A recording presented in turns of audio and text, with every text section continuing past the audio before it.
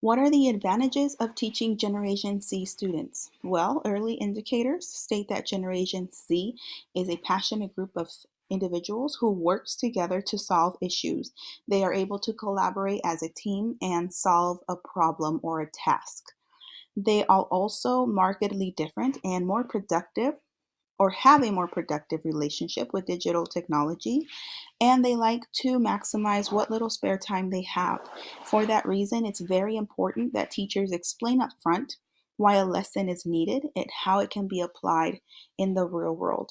Students or this generation like to know why they're learning what they're learning and how that will apply to their future or how that applies to their current world.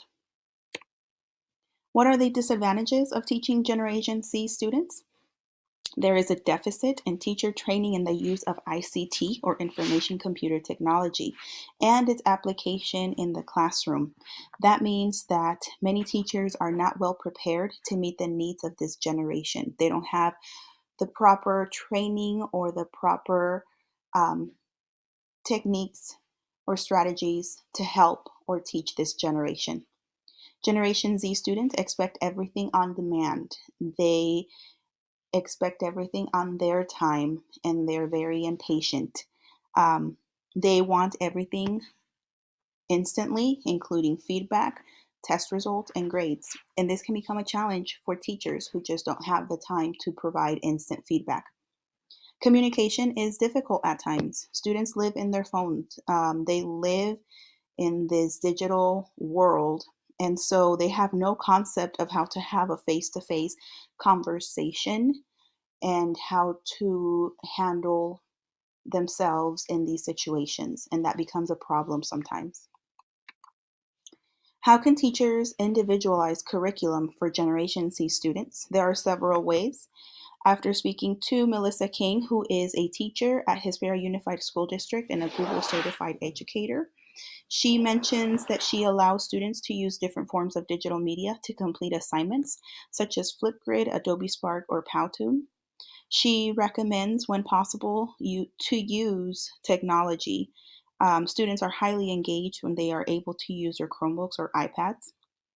And she also recommends following the 10-2 strategy, which means for every 10 minutes of rich instruction time, she gives students 2 minutes to digest and discuss the information that they just learned with a partner so that they can go over the information that they're learning and have a better concept or a better grasp of the content. Generation C students have a short attention span, and so it's important to keep them engaged in the lessons. And this is one of the strategies that she uses to keep the material and the content relevant while helping the students learn and engage in the material. She also recommends using assessment websites such as Socrative and Quizzes to collect data digitally. Both offer instant feedback to the students, which they appreciate because, again, they want everything on their time. They don't like waiting. And so, this is a nice way to provide instant feedback.